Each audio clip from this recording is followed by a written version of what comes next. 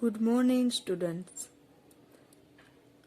આપણે પાઠ 14માં આગળ ખડકો, ખનિજો, જમીન અને તેના પ્રકારનો અભ્યાસ કરીશું. આપણે પ્રથમ પહેલા લેક્ચરમાં શું શીખ્યું હતું? ભૂપૃષ્ઠ અને તેની વિવિધતાના આધારે જે 5 ભાગો પાડવામાં આવ્યા હતા તેમનો અભ્યાસ કર્યો હતો. હવે આપણે જોઈએ ખડકો.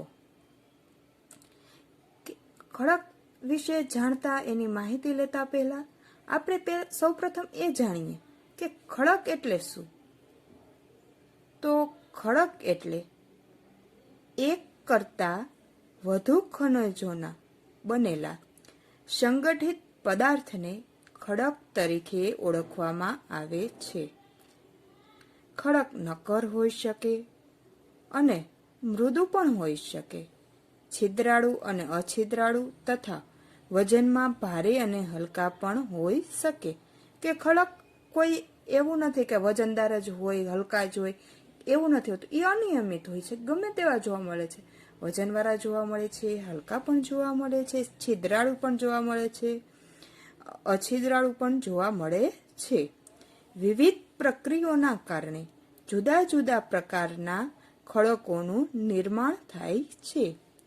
નિર્માણ પ્રક્રિયાને આધારે ખડકોના 3 વિભાગ પડે છે. કે આપણે જોયું ભૂપૃષ્ઠ છે, પણ ભૂપૃષ્ઠમાં એની વિવિધતાને કારણે તેના અનેક પ્રકારો પાડવામાં આવ્યા છે. એવી જ રીતે ખડકો હોય છે એ અલગ અલગ પરિસ્થિતિમાંથી નિર્માણ થાય છે અને તેની પરિસ્થિતિને આધારે તેને 3 વિભાગોમાં વહેંચવામાં આવ્યા છે. પેલું છે આગ્નેય ખડક, બીજું છે પ્રસ્તર અથવા નિક્ષેપ્ત ખડક, ત્રીજું છે રૂપાંતરિત ખડકો. આ 3 પ્રકારો જોવામાં આવે છે. આપણે જોઈએ 3 પ્રકારો હોય છે. પેલું જોઈએ આગ્નેય ખડક. આ પ્રકારની રચનામાં પૃથ્વીના પેટાળમાં રહેલી પ્રચંડ ગરમી કારણભૂત છે. ભૂગર્ભમાં ગરમીના આ પ્રચંડ પ્રમાણને લીધે પૃથ્વીનું પેટાળ હંમેશા ધીબકતું રહે છે. આથી અહીં રહેલા પદાર્થો અર્ધપ્રવાહી સ્થિતિમાં રહે છે. તે પદાર્થને મેગ્મા કહે છે. આની નીચે અંડરલાઈન કરજો કે મેગ્મા કોને કહેવામાં આવે છે? કે પૃથ્વીમાં રહેલા પદાર્થો જે અર્ધપ્રવાહી સ્થિતિમાં હોય છે તે પદાર્થને મેગ્મા કહેવામાં આવે છે. સમયાંતરે મેગ્મા ઠંડો પડે છે ત્યારે તેમાં ખડક રચાય છે. આ ખડક ગરમીની અસરથી બને છે, તેથી તેમને આગ્નેય કે અગ્નિકૃત ખડક કહેવામાં આવે છે. પૃથ્વીના ભૂસ્તરીય નિર્માણમાં આવા ખડકો સર્વપ્રથમ નિર્માણ પામ્યા, તેથી તેને પ્રાથમિક અથવા આદ ખડક પણ કહે છે. ભારતમાં રાજસ્થાન, મધ્યપ્રદેશ અને દક્ષિણના દ્વીપકલ્પના ઘણા સ્થળે આવા ખડકો રચાય છે. આગ્નેય ખડકો સૌથી વધુ નક્કર હોય છે. ગ્રેનાઇટ એ અંતસ્તર પ્રકારના ખડકનું જાણીતું દ્રષ્ટાંત છે. ત્યારબાદ આવશે પ્રસ્તર ખડકો. તો આ ખડકોનું નિર્માણ પ્રક્રિયા વિશે આપણે જાણીએ. પાણી તથા અન્ય બળોની સંયુક્ત અસર આગ્નેય ખડકોને તોડે છે. તૂટેલા ખડકો પદાર્થોનું જળમાં નિક્ષેપણ થતું રહે છે. કે પાણી અને અન્ય પરિબળોને લીધે આગ્નેય ખડકો છે એ તૂટે છે અને તૂટેલા ખડકો છે એ પાણીમાં નિક્ષેપણ થતું રહે છે. તેમના સ્તર રચાય છે. આમ ખડક પદાર્થો અથવા ખડક ભોજનું વિવિધ સ્તરોમાં નિક્ષેપણ થાય છે. કે એક ખડક ઉપર અનેક ખડકો આવી જાય છે. આવા તૂટેલા ખડકો હોય છે, જે તૂટક ખડકો, એ એકના પર બીજા આવી જાય છે. સર્વપ્રથમ રચાયેલા અને સૌની નીચે રહેલા સ્તર ઉપર તેની ઉપર બનેલા સ્તરોના વજનને લીધે નીચેના સ્તર દબાય છે અને કાળક્રમે તેમાંથી સ્તર રચના ધરાવતા ખડકો તૈયાર થાય છે. તેથી આવા ખડકોને પ્રસ્તર ખડકો કહે છે, જેના ઉદાહરણમાં આપણે ચિરોળી, ચૂના ખડક અને કોલસા પ્રસ્તર ખડકો છે. બિહારમાં અને ઝારખંડ વગેરે રાજ્યોમાંથી કોલસો અને ચિરોળી મળે છે. આપણે જોયું પ્રસ્તર ખડકો કોને કહેવામાં આવે છે કે પાણી અને અન્ય પરિબળોના સંયુક્ત અસરને લીધે આયનિક ખડક છે એ તૂટે છે. પછી પાણીમાં અનેક આવા તૂટેલા ખડકના સ્તરો રચાય છે અને તેને લીધે પ્રસ્તર ખડક છે એ બને છે. ત્યારબાદ ત્રીજું આપણે જોઈએ રૂપાંતરિત ખડકો. કેટલીક વિશિષ્ટ પરિસ્થિતિમાં મૂળ ખડકોનું સ્વરૂપ, બંધારણ અને ગુણધર્મો આધારિત થઈ જાય છે. હકીકતમાં ઊંચું તાપમાન અને ખડકના સ્તરોનું વધુ દબાણ આ બે મુખ્ય પરિબળોની સંયુક્ત અસરને લીધે આયનિક અને પ્રસ્તર ખડકો તદ્દન નવું જ સ્વરૂપ ધારણ કરે. આ રીતે નવા રચાતા ખડકોને રૂપાંતરિત ખડકો કહે છે. એટલે કે આપણે રૂપાંતરિત ખડકો કોને કહેશી કે ઘણી વખત વિશિષ્ટ પરિસ્થિતિ હોય કંઈ પણ, એને લીધે મૂળ ખડકોનું સ્વરૂપ, બંધારણ, ગુણધર્મો રૂપાંતરિત થઈ જાય છે. તેને લીધે આયનિક અને પ્રસ્તર ખડકોમાં જે ફેરફાર આવે છે, જે તેનું નવું સ્વરૂપ ધારણ કરે છે, તેવા ખડકોને આપણે રૂપાંતરિત ખડકો કહી છીએ. તેનું ઉત્તમ ઉદાહરણ છે રાજસ્થાનમાંથી મળી આવતા આરસના માર્બલ. ત્યારબાદ હવે આપણે ખનિજો વિશે ચર્ચા કરી. ખનિજો વિશે જાણીએ. ખનિજો એટલે શું? સૌ પ્રથમ એ સમજીએ. એમાં અંડરલાઈન કરજો. કુદરતી કાર્બનિક અને અકાર્બનિક ક્રિયાથી તૈયાર થતા અમુક ચોક્કસ રાસાયણિક બંધારણ ધરાવતા પદાર્થોને ખનિજ તરીકે ઓળખવામાં આવે છે. ફરીથી બોલું છું. કુદરતી કાર્બનિક અને અકાર્બનિક ક્રિયાથી તૈયાર થતા અમુક ચોક્કસ રાસાયણિક બંધારણ ધરાવતા પદાર્થોને ખનિજ તરીકે ઓળખવામાં આવે છે. ખનિજો પૃથ્વીની સપાટી કે પેટાળમાંથી ધન પ્રવાહી કે વાયુ સ્વરૂપે મળે છે. ખનિજો પૃથ્વીની સપાટીની ભૂસ્તરીય રચના પર આધાર રાખે છે. લોખંડ, તાંબુ, જસત, સોનું, ચાંદી વગેરે ખનિજો આયનિક ખડકોમાંથી મળી આવે છે. કોલસો, ખનિજ તેલ અને કુદરતી વાયુ વગેરે પ્રસ્તર ખડકોમાંથી મળી આવે છે. જ્યારે સ્લેટ, આરસપાણ, હીરા વગેરે રૂપાંતરિત ખડકોમાંથી મળી આવે છે. કે આપણે જોઈ શકીએ છીએ કે ખનિજો છે એ અલગ અલગ ખડકના આધારે કે જ્યાં જે ખડકો જોવા મળે છે ત્યાં ખનિજો આપણે ઉપયોગી થાય છે. ખનિજોનું વર્ગીકરણ. આપણા રોજિંદા વ્યવહારોમાં લગભગ 200 જેટલા ખનિજોનો ઉપયોગ સીધી કે આડકતરી રીતે થાય છે. ખનિજોનું સર્વમાન્ય વર્ગીકરણ શક્ય નથી. તેનું સામાન્ય વર્ગીકરણ નીચે પ્રમાણે કરી શકાય છે. કે આપણે ખનિજો જોઈ છીએ, ઘણી વખત આપણે રોજિંદા જીવનમાં એનો ઉપયોગમાં લઈએ છીએ. જેમ કે પેટ્રોલ. પેટ્રોલ હવે સામાન્ય વસ્તુ થઈ ગઈ છે. આપણે એક જગ્યાએથી બીજી જગ્યાએ આવવા જવા માટે, વસ્તુનું હેરફેર કરવા માટે પેટ્રોલ ખૂબ જ જરૂરી છે. ત્યારબાદ આવે છે સોનું, ચાંદી, પ્લેટિનિયમ. એ પણ આપણે ઉપયોગ કરતા હોઈએ છીએ. મમ્મી સોનાના ઘરેણા પહેરતા હોય છે, જોયો છો ને તમે? એ જ રીતે ત્યારબાદ લોખંડ, તાંબુ, સીસુ, જસત વગેરે જેવા ખનિજો આપણે જોતા હોઈએ છીએ. તેનું વર્ગીકરણ જોઈએ. ધાતુમય ખનિજો કે જે ધાતુ સ્વરૂપે જોવા મળે છે એને કેવા ખનિજો કહેવાય છે? ધાતુમય ખનિજો. કિંમતી ધાતુમય ખનિજોમાં કોનો સમાવેશ થાય છે? સોનું, ચાંદી, પ્લેટિનિયમ વગેરે. કે આ બધું છે ખનિજ તત્વો, એ કેવું છે? બહુ જ કિંમતી છે. કે આપણે સોનાનો ભાવ જોઈએ છીએ કેટલો છે અત્યારે? 55,000 થી 57,000 જેવો જોવા મળે છે. ત્યારબાદ આવે છે હલકી ધાતુમય ખનિજ. તેમાં આવે છે મેગ્નેશિયમ, બોક્સાઇટ, ટાઇટાનિયમ વગેરે.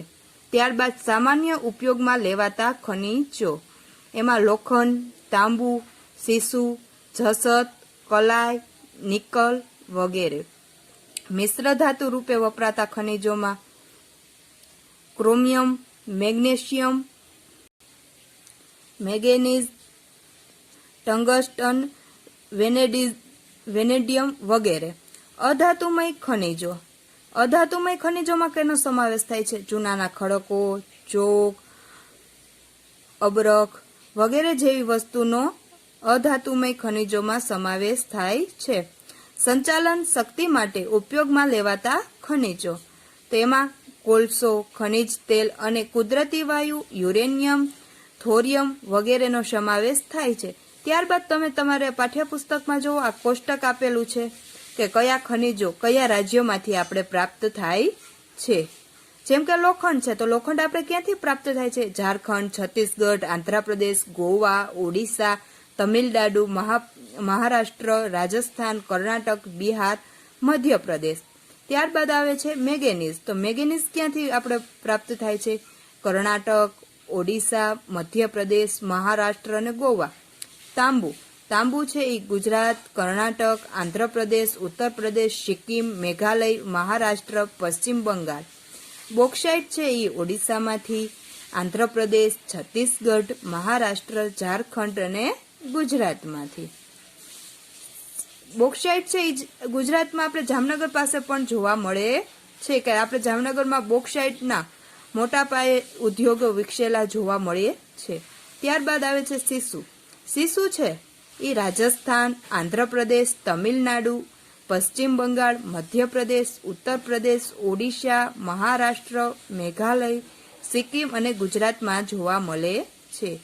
ત્યારબાદ આવે છે અબરખ. અબરખ છે એ આંધ્રપ્રદેશ, રાજસ્થાન, બિહાર અને ઝારખંડમાં જોવા મળે છે. ચૂનાના ખડકો. મધ્યપ્રદેશ, છત્તીસગઢ, આંધ્રપ્રદેશ, રાજસ્થાન, ગુજરાત, કર્ણાટક અને હિમાચલ પ્રદેશોમાંથી આ ખનિજો પ્રાપ્ત થાય છે. તો આપણે ખડકો જોયા, ત્યારબાદ ખનિજો જોયું.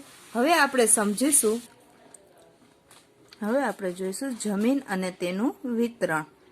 મિત્રો, તમે જાણો છો કે જમીન છે એ ખેતી માટેનું મૂળ સંસાધન છે. કે જમીન છે એ ખેતી માટેનું મૂળભૂત સંસાધન છે. અને આ ઉપરાંત આપણે જમીન અનેક રીતે ખૂબ જ મહત્વની અને ઉપયોગી છે. જમીન એ પૃથ્વીની સપાટી પરના જૈવિક અને અજૈવિક દ્રાવ્યનું બનેલું એક પાતળું સ્થળ છે. પૃથ્વીના પોપડાના ઉપરના પાતળા સ્તરને જમીન કહે છે. એવો પ્રશ્ન પૂછવામાં આવે કે જમીન કોને કહેવામાં આવે છે? તો તમે એના જવાબમાં લખી શકો કે પૃથ્વીના પોપડાના ઉપરના પાતળા પડને કે પાતળા સ્તરને જમીન કહેવામાં આવે છે. ત્યારબાદ આપણે જમીન નિર્માણની આખી પ્રક્રિયાને સમજીએ કે જમીન છે એનું નિર્માણ કઈ રીતે થાય છે. કે જમીન છે એ ખડકોના ખાવણથી ફલિત પેદાશો છે.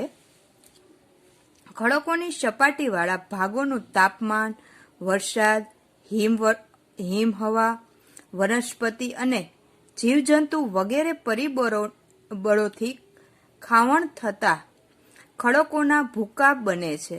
કે આ બધી વસ્તુનું ખાવણ થાય છે, તેથી ખડકોના શું બને છે? ભૂકા બને છે અને ભૂમિ આવરણ તૈયાર થાય છે.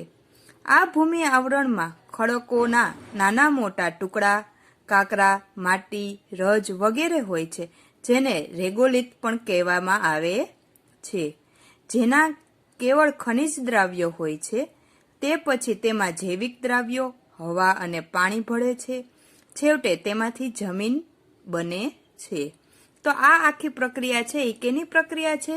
જમીન નિર્માણની પ્રક્રિયા કહે છે. ત્યારબાદ આવે છે ભારતમાં જમીનના પ્રકારો. કે આપણે જોયું જમીન છે એ શું છે, જમીનનું નિર્માણ કઈ રીતે થાય છે, એમ જમીનના વિવિધતાના આધારે તેના પ્રકારો પાડવામાં આવ્યા છે. સૌપ્રથમ આપણે ભૂપૃષ્ઠના પ્રકારો જોયા, ત્યારબાદ ખડકોના પ્રકારો જોયા. હવે આપણે જમીનના પ્રકારો વિશે સમજશું. ભારતમાં જમીનના નીચે મુજબ 6 પ્રકારોમાં વહેંચવામાં આવે છે. પેલી છે કાપની જમીન, કાળી જમીન, ત્યારબાદ રાતી જમીન, પડખાઉ જમીન, પર્વતીય જમીન અને રણ પ્રકારની જમીન. આ જમીનના પ્રકારો છે એ તમને નીચે જો નકશાનો ફોટો આપેલો છે એ ફોટા દ્વારા પણ સમજાવવામાં આવે છે કે નકશામાં જેટલો પીળો કલર છે એ કઈ જમીનનો છે? કાપની જમીનનો. તો આ કાપની જમીન છે એ વધુ પડતી ક્યાં જોવા મળે છે? મધ્યપ્રદેશ અને ઉત્તર પ્રદેશમાં જોવા મળે છે. ત્યારબાદ છે કાળી જમીન. કાળી જમીન ક્યાં જોવા મળે છે? મધ્યપ્રદેશથી આપણે દક્ષિણના ભાગમાં જોવા મળે છે. પછી રાતી જમીન. રાતી જમીન. ત્યારબાદ આવે છે પડખાઉ જમીન.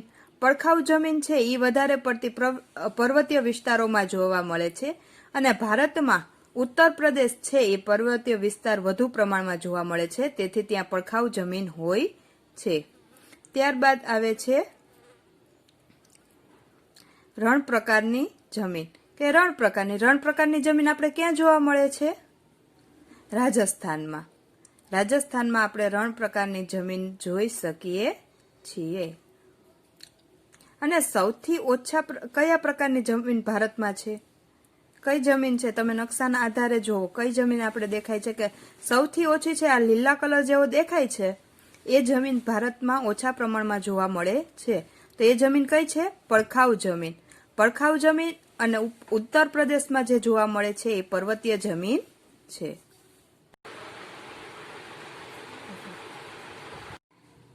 સૌપ્રથમ આપણે કાપની જમીન વિશે માહિતી મેળવશું. કાપની જમીન છે એના બે પેટા પ્રકાર પડે છે. એક છે ખદર અને બીજું છે બાંગર.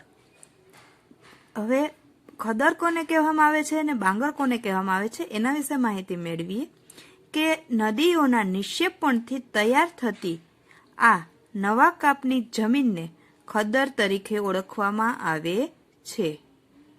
કેને ખદર તરીકે ઓળખવામાં આવે છે? કે નદીઓના નિક્ષેપણથી તૈયાર થતી આ નવા કાપની જમીનને ખદર તરીકે ઓળખવામાં આવે છે.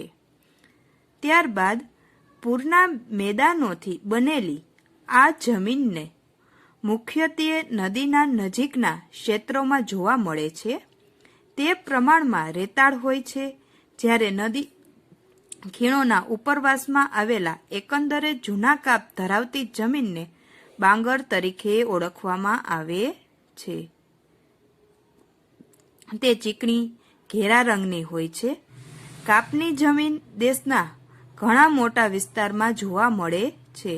આ જમીન ફળદ્રુપ હોય છે. જુદા જુદા સ્થાને છે એમાં ભિન્નતા જોવા મળે છે અને એ ઘેરા કાળા રંગની જોવા મળે છે.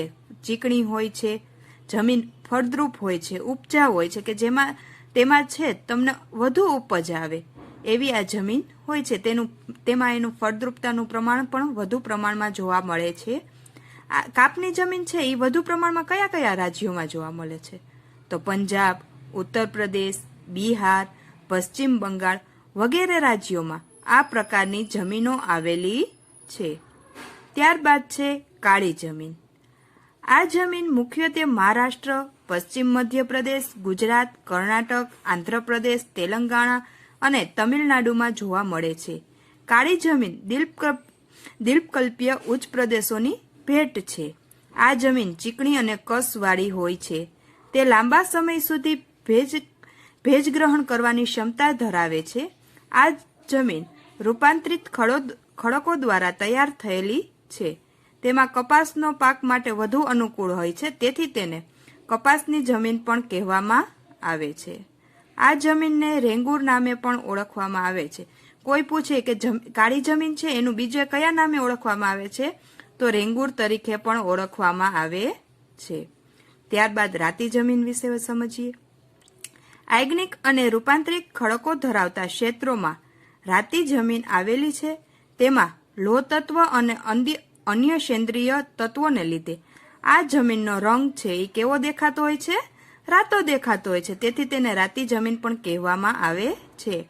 આ જમીન પ્રમાણમાં છિદ્રાળુ અને ઉપજાઉ હોય છે. આ જમીન કયા કયા રાજ્યોમાં જોવા મળે છે તે વિશે જોઈએ.